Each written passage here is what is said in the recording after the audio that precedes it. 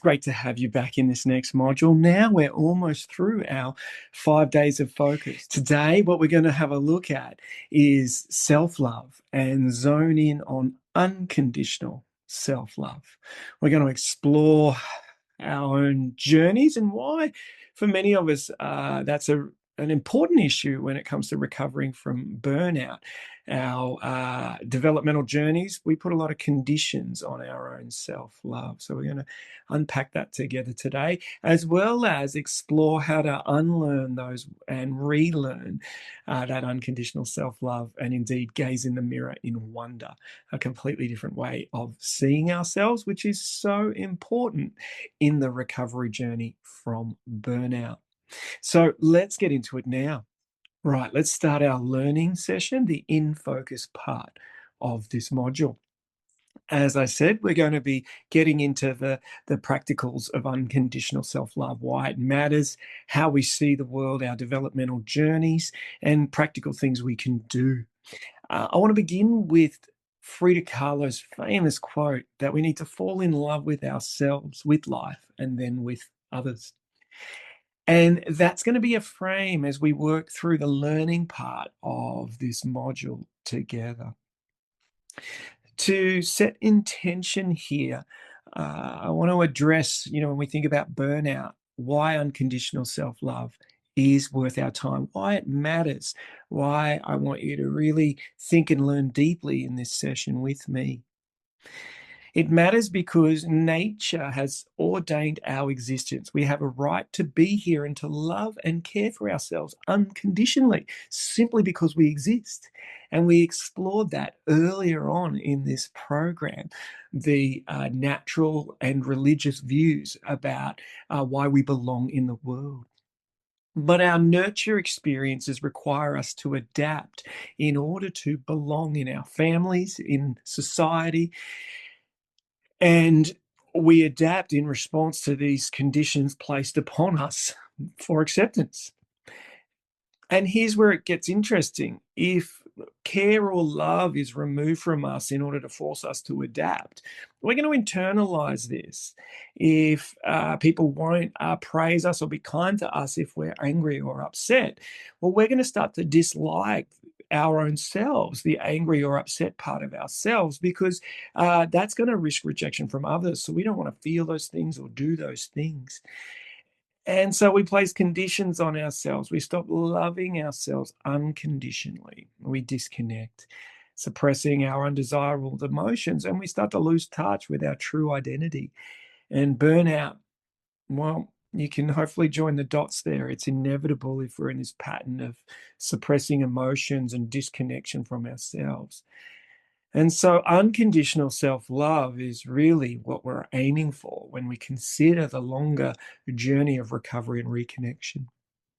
So, falling in love with yourself, that's our anchor point. And when we think about self love, well, really, how we do or don't love ourselves is our filter for everything. In our last module, we talked about Anais Nin's quote, we don't see things as they are, we see them as we are. And we explored this idea in our last module about how we often fuse together how other people act towards us with the universe, the world at large, and how we need to separate those things out.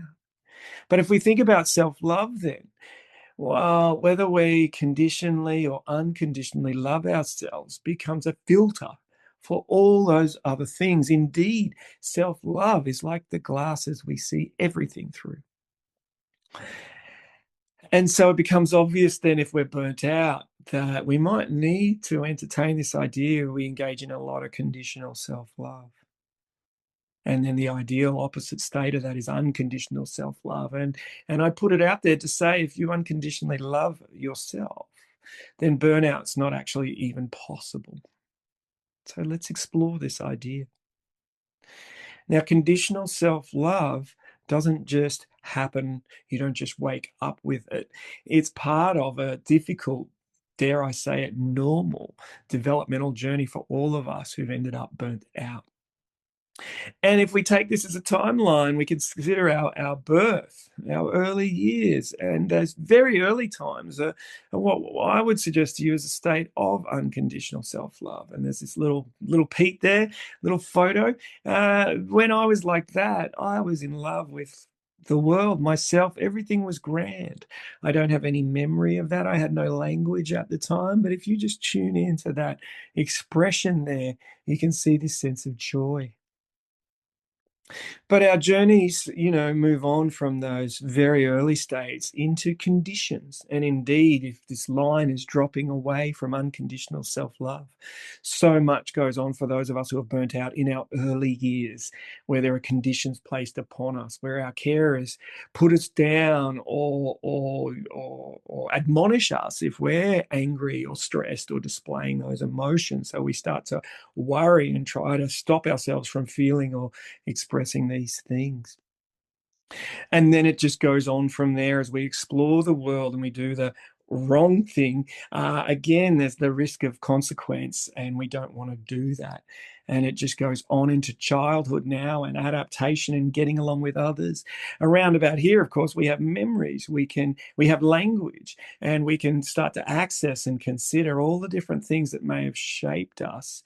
And we begin to shape our identity away from anything that didn't allow us to belong, and now have this self admonishment, self criticism to somehow do that.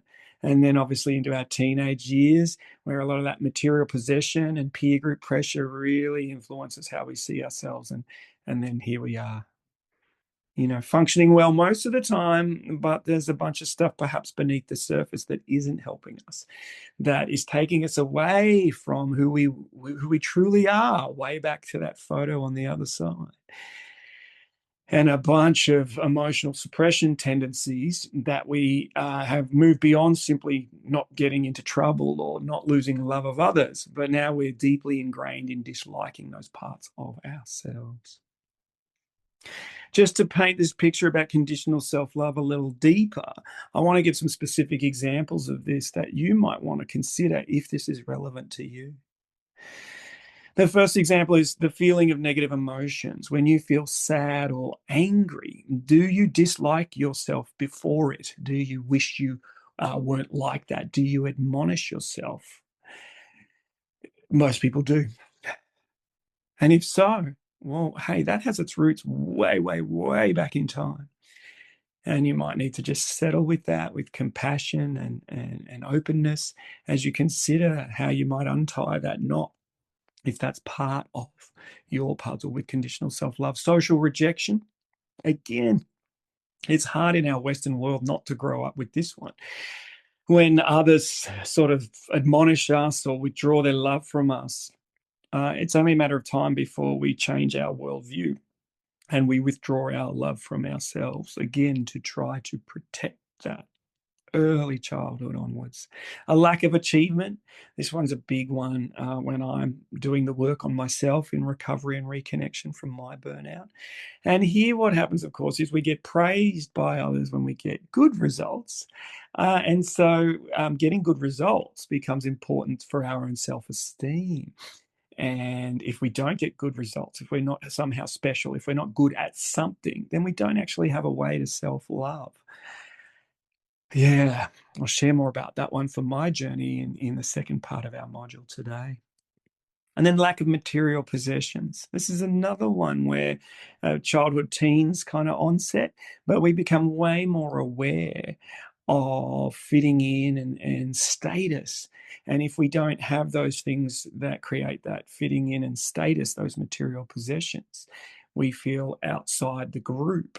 But we internalize that even more and put pressure on ourselves to make that a priority to the point that we don't love ourselves when we feel we're lacking there. We actually dislike ourselves or are self-critical. And sharing this with you now is to open up our minds to consider that if we're burnt out and if conditional self-love is part of the problem, well, the onset of that for most of us is way, way back in time. And so it might take a bit of reflective space to kind of just peel back the layers a little bit, just be open minded and compassionate with ourselves. Where did this stuff begin? How do I carry that forwards?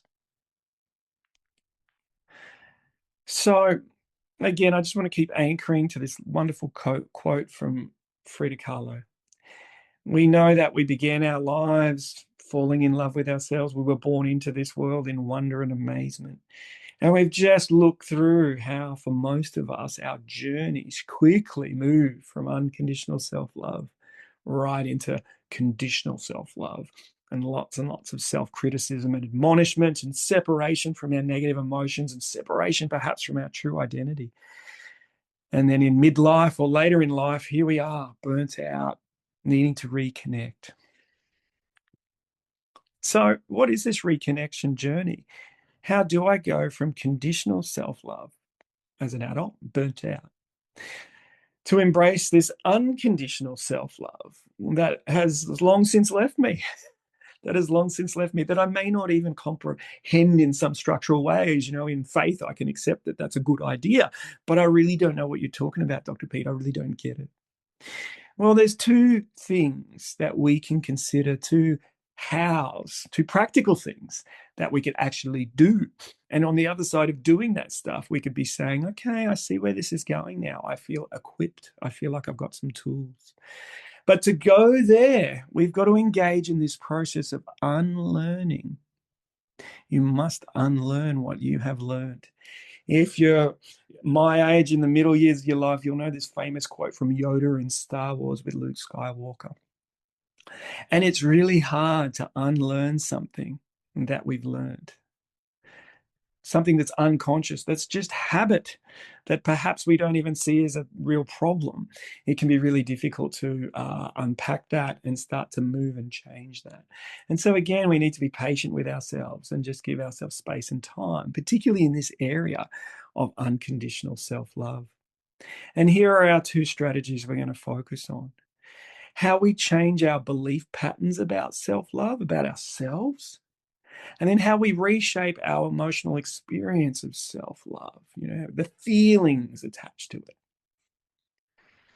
Changing our beliefs about self love is a really, really important one and a really practical one. And in Appendix C of our book, we have a lovely section on the backstory of your life and this ABCDE technique, an accessible way you can get in touch with some of your beliefs and thinking patterns, particularly about self-love or self-criticism. But in part two of this module, we'll also go through a structured talk through and in our worksheet where you can actually get in touch with where some of these conditional self-love things may have emerged in your life, but also how you can free yourself up from that stuff. You can release it, soften, say, hey, I don't need that anymore. And here's a better way I'm going to travel forwards. Look, the other thing that's an important recovery tool, which we'll do right now together, is this reshaping of our emotional experiences of self-love, feeling what it's like to unconditionally love yourself. And in my journey, that was a big one. I did not know what that felt like in my current state of burnout. And I needed a way to enter into that, to try it on, a feeling of that. And so what was helpful for me was embracing this idea that I had unconditionally loved myself at some point, even though I couldn't remember it. I could see it clearly in this photo. And therefore, what I needed to do perhaps is take forward those feelings, imagine, indeed say out loud all of those blessings and unconditional self-acceptance statements to my childhood self, my childhood self. And on page 40 of your book, there's this beautiful exercise by Heyman Sunam about looking at a photo of yourself from your childhood and unconditionally loving yourself, bringing that out in the now, and then seeing how that feels. I've got a clip of him doing that for himself. Let's watch that now. Is I gave the love that I wasn't able to receive from my caretaker, from my parents, to my inner child. as I'm looking at it. That is, you are enough. You are already lovable. Because as you're looking at your own photo, naturally you feel a lot of a lot of love, right? Tap into that feeling. Yeah, you already are enough. You don't have to do anything. I will love you to the end of my day. I will never, never ask you to be more than who you are. You are already perfect in my eyes. Yeah. So instead of asking the love from your mom, give the love this boy wants to receive. I really love that clip. I was struggling with that exercise, and watching that clip actually allowed me to pretend I was him, pretend just try it out, nonetheless having a real photo of myself. And those phrases of saying, "You are already perfect in my eyes, and I will never ask you to be any more than you already are. You are enough, and I love you." There was, I kind of laughed out loud. I kind of had to snicker through it. I kind of felt silly doing it. And I stayed with that process, and I stayed with it. And I just accepted the fact that, like any new habit or learning I was doing, I was going to need to practice it a few times. But the more I practiced it and then asked myself after the fact, how do I feel now? And I let go of, well, I felt a bit silly, and stayed with, well, how do I feel? Well, I felt lighter. I felt calmer. I felt at peace. I felt like, oh, okay. All I have to do is my best. I don't have to do more than my best. And the old hypervigilant, worrying self, always trying to second guess, plan ahead, make it all work out, that was like dust that blew off the table. It's like, okay, I don't need to do that anymore. That's gone. There's just my true self left, who's enough, who's wonderful, who's lovable. And that's all I need to do, just my best in the moment. And so those exercises might take you some time, might feel awkward.